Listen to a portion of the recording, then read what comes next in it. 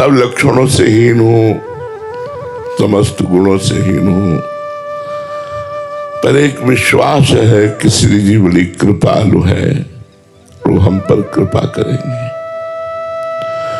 उसी कृपा बल से हमको नाम मिला है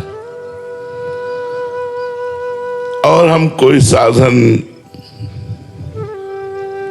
ऐसे समर्थ नहीं देखते जो हमें भगवान से मिला दे। किए है सांख्य योग तो हमारा मुख्य प्रधान साधन रहा है, ज्ञान योग। अष्टांग योग में भी ज्ञान योग का मिलान रहा है। कर्म योग को भी जानते हैं और भक्ति योग में तो है ही। ऐसा नहीं कि साधन पक्ष को जानते नहीं है, पर सब करके और सब जान के अब एक बात केवल आई है, प्रभु मूर्ति कृपामयी है। उनकी कृपा से हमारा जीवन उनके लायक हो सकता है। हमारे में सामर्थ्य नहीं कि चिदानंदमय स्वरूप भगवान के दर्शन का अधिकार और उनकी सेवा का अधिकार और उनके हम लायक हो, नहीं। सकल अंग गुणहीन हो, ताको यतन न कोई, एक किशोरी कृपा ते जो कछ होए सो होए। सो कृपा अति सुलभ नहीं, ताको कौन उपाय, चरण शरण हरिवंश की सहजे ही बने बना। किशोरी कृपा का भी अधिकार तभी प्राप्त होता है जब हरिवंश महाप्रभु कृपा कर दे। हमें लगता है हम सब पर श्री जी की बहुत कृपा है। परम पावन महामहिम देव दुर्लभ शिव वंदित वृंदावन धाम और सर्व सामर्थ्यमयी निज सहचरी यमुना जी और उनके बिल्कुल समीप बैठ करके हम भगवत चर्चा सुने, ये हमारे ऊपर असीम कृपा है। मनुष्य जन्म ही मिला है भगवत प्राप्ति के लिए। यहां की उन्नति आध्यात्मिक उन्नति है, लौकिक उन्नति का कोई महत्व नहीं। आप यहाँ के बहुत बड़े पद पर प्रतिष्ठित हुए, राजकाज संभाला और भगवान से विमुख रहे, तो मरे तो आप नरक ही जाओगे।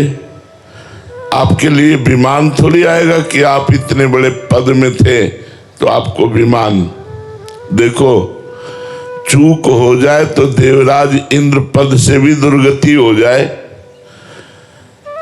यहाँ के चक्रवर्ती सम्राट महाराज नहुष बहुत यज्ञ की और बहुत पुण्य किया, उसके प्रताप से वो त्रिभुवनपति देवराज इंद्र पद पर बैठे। और जब इंद्र बन गए तो वासना तो बहुत प्रबल होती है ना, तो उनको लगा जब इंद्र बन गए तो इंद्र की पत्नी इंद्राणी हमारी पत्नी होनी चाहिए। भूतपूर्व इंद्र की इंद्राणी हमारी पत्नी होनी चाहिए, क्योंकि मैं वर्तमान का इंद्र हूं। उन्होंने सूचना भेजी, वो अपने गुरुदेव बृहस्पति की शरण में गई और कहा, गुरुदेव, ये नीच राजा हमारे धर्म को भ्रष्ट करना चाहता है, आप ही हमारी रक्षा कर सकती हो। उनका इस समय वो त्रिभुवनपति पद पर विराजमान है और मेरी आज्ञा भी वो नहीं मानेगा, क्योंकि अगर आज्ञा मानना होता तो ऐसी सोच ही क्यों करता, हमसे पूछ करके आज्ञा लेकर के ऐसी बात करता। मनमानी आचरण कर रहा है तो आज्ञा भी नहीं मानेगा, हमें तो इशारे से समझ लेना है वो मेरी आज्ञा नहीं मानेगा। अब तुम ही उपाय करो जिससे तुम बच जाओ, उसको समय दो। तो समय दिया, अब वो जब समय आया तो काम की वेग वृत्ति फिर बृहस्पति की शरण में गए। उनका भगवान वो तो समय भी आ गया। उनका उसको बोलो कि देव ऋषियों को पालकी में जोत करके लाओ तो हम तुम्हें स्वीकार करेंगे। सूचना पहुंची कि ब्रह्म ऋषियों को पालकी में जोत के, जो जगत बंदनी ब्रह्म ऋषि हैं, अब वो त्रिभुवन पति है, जो आदेश करेगा पालन करना पड़ेगा। और ब्रह्म ऋषि में देव ऋषि सब तपस्या पूर्ण, सब भगवत प्राप्त महापुरुष, कुछ आगे लगे कुछ पीछे लगे। संस्कृत में तेज चलने को कहते हैं सर्प। सर्प सर्प सर्प माने तेज चलो, तेज चलो, जल्दी चलो। और वो ब्रह्म ऋषि तृण पत्ता दूब घास खा करके रहने वाले, एक लात मारी सामने जो ऋषि थे, और वो ऋषि दुर्वासा थे। उन्होंने मुड़ करके कहा तो हम ब्रह्म ऋषियों के ऊपर शासन करना चाहता, जा सर्प योनि को प्राप्त हो जा। तो सीधे देवराज इंद्र पद से अजगर की योनि को प्राप्त हुए। सोचो त्रिभुवन पति कितना बड़ा पद है, तीनों लोकों का स्वामी, और कर्म बिगड़ गया तो अजगर की योनि को प्राप्त होता है। तो भगवान से विमुख होकर हम भारत के कोई बहुत बड़े पदाधिकारी हों और भगवान से विमुख हों और मनमानी आचरण करते हों तो हमारी दुर्गति पक्की है ना। तो मनुष्य जन्म लौकिक उन्नति के लिए नहीं मिला है, ये तो अपने आप भाग्य के वशात होती जाएगी। मनुष्य का प्रयास आध्यात्मिक होना चाहिए। आध्यात्मिक के साथ साथ अगर लौकिक उन्नति है तो वो सराहनीय है। केवल लौकिक उन्नति है, आध्यात्मिक नहीं है, तो उसका चंद वर्षों महत्व है, 20 वर्ष 30 वर्ष। इसके बाद जब आप पधारोगे यहां से तो आपको दुर्गति भोगनी पड़ेगी। इसलिए मनुष्य जीवन का परम लक्ष्य है भगवत प्राप्ति। भगवत प्राप्ति अन्य साधनों से कलिकाल में होना बड़ा कठिन है। जैसे अष्टांग योग, 3 घंटे सिद्धासन और पद्मासन में बिना हिले डुले ऐसे हुए, बिना 3 घंटे जो बैठ सकता है, जो 90 प्राणायाम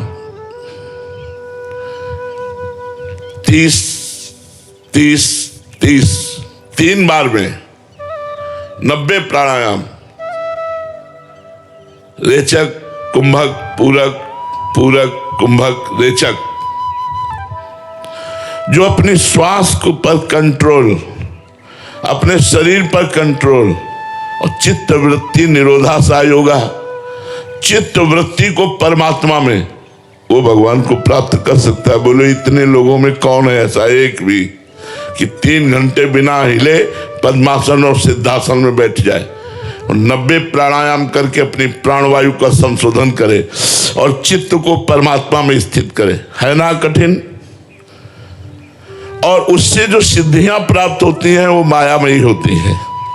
दूसरे की बात सुन लेना, आकाश में उड़ जाना, कई रूप धारण कर लेना, बड़ी सिद्धियां हैं योग के द्वारा प्राप्त होती है। ज्ञान, गोस्वामी जी ने ज्ञान के लिए लिखा है, ज्ञान क पंथ कृपान क धारा, परत खगेश लगे नहीं बारा। ज्ञान का मार्ग जो है वो तलवार की धार है, गिरने में देर नहीं लगती और गिरा तो गया। ज्ञान को दीपक कहा गया है और बुझा तो बुझ गया। ज्ञान मार्ग में भी अहम ब्रह्मास्मि, मैं ब्रह्म हूं, तो सर्वम खलमिदम ब्रह्म, फिर सब ब्रह्म है। ब्रह्म के सिवा किंचन मात्र कहीं कोई अनुभूति ना होना, ये ज्ञान का है। कहा ऐसा? बड़ा कठिन है ब्रह्म ज्ञान प्राप्त करना। अब कर्म योग, अगर हम किसी को पानी भी पिलाते हैं तो हमारे मन में एक बात रहती है कि ये धन्यवाद तो दे, कर्मयोग कैसे सफल हो सकता है? कर्मयोग तो तभी सफल हो सकता है जब निष्काम भाव से, बिल्कुल कोई जानकारी नहीं। जैसे हम आपकी सेवा की तो आज के बाद हम जानते भी नहीं कि आप कौन है। ये नहीं कि आपकी सेवा की तो कल की आशा रखें कि आप पलट कर हमारे लिए कुछ अनुकूल करें, तो कर्मयोग भी कठिन हो रहा है। अब एक बात रह गई है, नाम जप। इसमें अपवित्र हो, पवित्र हो, सकाम हो, निष्काम हो, जवान हो, बूढ़े हो, स्त्री हो, पुरुष हो, पढ़े हो, ना पढ़े हो, कैसे भी हो, कलयुग केवल नाम आधारा, सुमिर सुमिर नर उतर ही पारा। यदि नाम जप नहीं करोगे तो अन्य कोई साधनों में कलकाल में ऐसा भरोसा कम है कि वो हमें भगवत प्राप्ति करा दे। भगवान का नाम गरज रहा है, नाम संकीर्तनम यस्य सर्व पाप प्रणाशनम। अपने पुत्र को बुलाया नारायण तो परम पद की प्राप्ति। हम बार बार कह रहे हैं, आप नारायण नारायण नारायण कह के नारायण को पुकारोगे तो आपको परम पद की प्राप्ति नहीं होगी। इसलिए हम कहते हैं केवल राधा राधा राधा राधा उच्चारण करो, देखो तुम्हारी सारी बाधाएं, सारी चिंताएं मिट जाएंगी और सब अनुकूलता आपको प्राप्त हो जाएगी। हाँ, ये जरूर ध्यान रखना है कि जैसे रोग बढ़ा हुआ है तो कभी कभी कड़वी दवा दी जाती है, तो हम लोगों के अंदर मनमानी आचरणों का ढेर है, ढेर। कितने पाप किए हैं, उनको नष्ट करने के लिए थोड़ा दंड भी मिलेगा, प्रतिकूलता भी मिलेगी, रोग भी आएंगे, अपमान भी आएगा, पर यदि नाम जप करोगे तो ये आपको परास्त नहीं कर पाएंगे, ये आपको नीचा नहीं दिखा पाएंगे। महात्माओं के अनुभव की बात है। आज तक जितने ऊंचाई पर महात्मा पहुंचे वो सब भजन करने वाले पहुंचे। चाहे जैसे हो, यदि नाम जप कर रहे हो तो आप श्री जी तक पक्का पहुंच जाओगे। ये नाम कैसे पापी क्यों न हो, हरिवंश नाम जो ले तो अलक लड़ैती रीझ के महल खवासी दे। हरिवंश नाम ध्रुव कहत ही बाढ़े आनंद बेली, प्रेम रंग उर जगमगे जुगल नवल रस केली। श्री प्रिया प्रीतम के प्रेम रस लीला में पहुंचने का अधिकार ये नाम। महात्माओं के सबके अनुभव हैं, सब बड़े बड़े महात्माओं के अनुभव हैं कि जिसने नाम जब शुरू कर लिया उसका परम मंगल हो गया। राधा बाबा तो कहते आपने राधा कृष्ण बोला एक बार जीवन में तो आपके मंगल महल की नींव रख गई। सुख समुद्र में डूबने के लिए आपकी तैयारी प्रारंभ हो गई, आपका शुभ मंगल शुरू हो गया, क्योंकि भगवान का नाम आपने जपना शुरू कर दिया। भाई जी से हनुमान प्रसाद पोद्दार जी ने कहा, मैं अपने जीवन की प्रथम और अंतिम अनुभूति कहता हूं कि तुम नाम जप करो, अन्य साधन बने तो ठीक है, ना बने तो छोड़ो, नाम जप करो। नाम जप करने से निश्चित तुम्हारे ऊपर भगवान की कृपा होगी और भगवान की प्राप्ति होगी। जब भगवान मिल जाते तो और सब कामनाओं की पूर्ति की क्या बात है। वर्तमान में वासनाओं का इतना खेल बढ़ गया है कि नाम जप में प्रीति होना बड़ा कठिन हो रहा है, क्योंकि नाम जप में भी मन लगने के लिए थोड़ी पवित्रता, आहार की, संग की, ये तो चाहिए ना। आज हमारा भोजन दूषित होता चला जा रहा है। होटलों में, पार्टियों में बस केवल जवान के लिए लोग पशुओं का मांस खाते हैं। आज इतनी बुद्धि भ्रष्ट होती जा रही कि कोई यही नहीं समझ रहा कि मदिरा पीना पाप है, शराब पीना पाप है, ये तो समझा ही नहीं जा रहा है। अब तो एक स्वागत में इसका प्रयोग हो गया है मतलब नरक जाने के पूरे सब चांस है। ऐसे में भगवान के नाम में प्रीति कैसी हो? यदि सत्संग मिल जाए और हठ पूर्वक नाम जप किया जाए और नाम बल से इन गंदे आचरणों को छोड़ दिया जाए तो सब कामनाओं की पूर्ति हो जाएगी, भगवान की भी प्राप्ति हो जाएगी। ये विषयासक्ति मतलब भोगों में प्रीति, ये जब तक बढ़ेगी तब तक नाम मीठा नहीं लगेगा। जैसे प्रश्न होता है कि नाम जपना अच्छा नहीं लगता, तो भोगों में प्रीति होने के कारण नाम जप मीठा नहीं लगता। तो विषयासक्ति बढ़ जाने के कारण नाम मीठा नहीं लगता। जिसको पित्त बढ़ता है तो उसमें मिश्री भी खवाओ तो कड़वी लगने लगती है। जब बहुत बढ़ जाती है, पित्त बढ़ जाता है, और अगर उसी मिश्री को रोज पाओ नियम से तो वो पित्त का समन करके मीठी लगने लगेगी। ऐसे ही यदि नाम कड़वा लग रहा है और नियम पूर्वक नाम जप किया जाए तो मीठा लगने लगेगा। कल सत्संग में नियम दिया था कि 10,000 नाम सब लोग जप करेंगे। 10,000 नाम तुम्हें बहुत लगता है? 10,000 नाम, हजार हजार हजार हजार हजार हजार हजार चलते फिरते उठते। तो एक माता जी आके बोली, हम तो बड़ी सेवा है हमारे पास, हम तो 10,000 कैसे जप पाएंगे नाम? 10,000 नाम की वाला आप बात करते हो? 10,000 बहुत होता है क्या? अरे 10,000 तो ऐसे चलते फिरते हो जाता है। ऐसे काउंटर आप ले हो और आप अपनी सर्विस को जा रहे हो, जाते समय आते समय खाली समय 10,000 नाम। 10,000 नाम यदि आप रोज जपोगे तो आपको खुद चमत्कार समझ में आने लगेगा कि आपका जीवन किधर जा रहा है। जब तक आप भगवान की शरण में नहीं होंगे, नाम जप नहीं करेंगे, तब तक आपकी विषयासक्ति नष्ट नहीं होगी। और विषयासक्ति ही हमारे जन्म मरण का हेतु है। भोगों में जो प्रीति है यही हमारे जन्म मरण का हेतु है। तो विषयान विषवत त्यज, शास्त्र कहता है विष के समान विषयों का त्याग कर दो। ये भजन से होता है। आप जितना भजन करेंगे तो आपको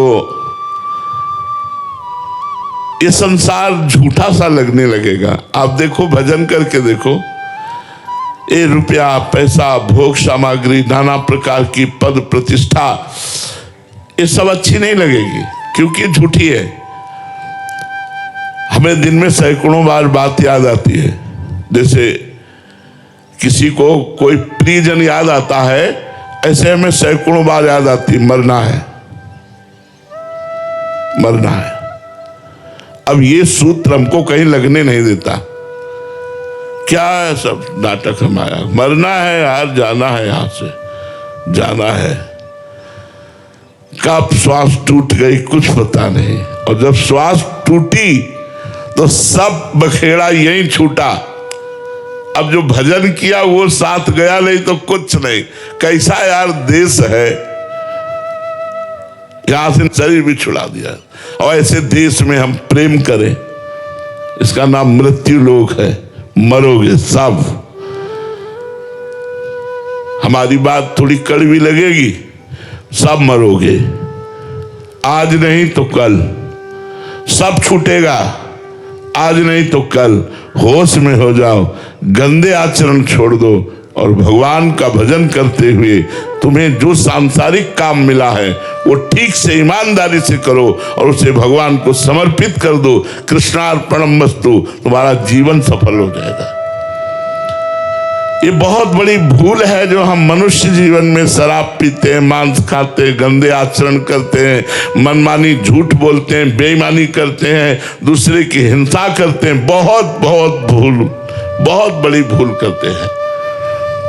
अब लो निशानी, अब ना नशे हो। आज तक किया, अब जीवन में नहीं करेंगे। जैसे सोने के घड़े में जहर भरा हो तो क्या आप उसे पान करेंगे? क्या ऐसे ये बोतलों में जहर है जो तुम्हारे शरीर को नष्ट करता है, तुम्हारी बुद्धि को भ्रष्ट करता है। देख लो, भीष्म जैसे महात्मा जब सरसैया पे बैठे उपदेश कर रहे हैं युधिष्ठिर को, तो द्रौपदी जी ने कहा, ये ज्ञान उस समय कहां गया था जब सभा में मुझे निर्वस्त्र किया जा रहा था। तो कहा, बेटी दुर्योधन का पवित्र अन्न खाने से हमारी बुद्धि भ्रष्ट हो गई थी। आज 6 महीना हो गए, बाणों के लगे से खून निकल गया, अब मैं पवित्र हो गया हूं। अब जो प्रश्न करोगे सही उत्तर मिलेगा। अगर अन्न दूषित हो तो बुद्धि भ्रष्ट हो जाती, इतने बड़े महापुरुष बोल रहे हैं। और दूषित पदार्थ खाओगे तो तुम्हारी बुद्धि शुद्ध रहेगी। इसलिए भाई, एक गंदा भोजन, गंदा संग, गंदा पेय पदार्थ, इनका त्याग कीजिए।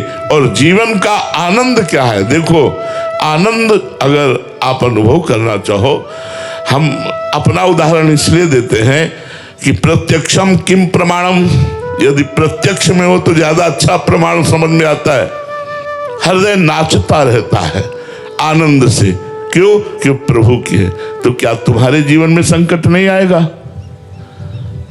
हम आपको सूचना दे रहे हैं कि 13 वर्ष की अवस्था से भगवान के मार्ग में तो हमारी ये दशा है। ये दुर्दशा का क्षेत्र है संसार। क्या तुम्हारे शरीर में रोग नहीं आएगा? क्या तुम्हारे जीवन में विपत्ति नहीं आएगी? अगर आएगी तो फिर क्या करोगे? न भगवान का आश्रय है, न भजन बल है, फिर क्या करोगे? फिर तो त्राहिमाम मच जाएगा, हाय हाय मच जाएगा। अभी सुना कि कैंसर है तो बस वही दिमाग में छा जाएगा, अब तो मरा, अब तो कैंसर। नाना प्रकार की विपत्तियां, रोग इस संसार में फैले। इसलिए उससे बचने के लिए राधा राधा राधा राधा। हम बचे हुए हैं, तुम क्या समझते हो? हम बचे हुए हैं, हमें कोई परेशानी नहीं। इसलिए हम सबसे प्रार्थना करते हैं, कोई नशा न करो, कोई गंदा आचरण मत करो, कोई घूसखोरी से रुपया मत लो। वो तुम्हारे शरीर, तुम्हारे परिवार को बड़ा नुकसान पहुंचाएगा। और जितना बन सके नाम जप करो, नाम जप का नियम ले लो। आजकल तो अंगूठी की तरह पहने रहो, काउंटर दिखाने की भी जरूरत नहीं। अगर माला की सामर्थ्य नहीं है टांगने की तो काउंटर ले लो भाई, अंगूठी की तरह उसे पहने और चल रहा है राधा राधा राधा राधा। खूब नाम जप करो।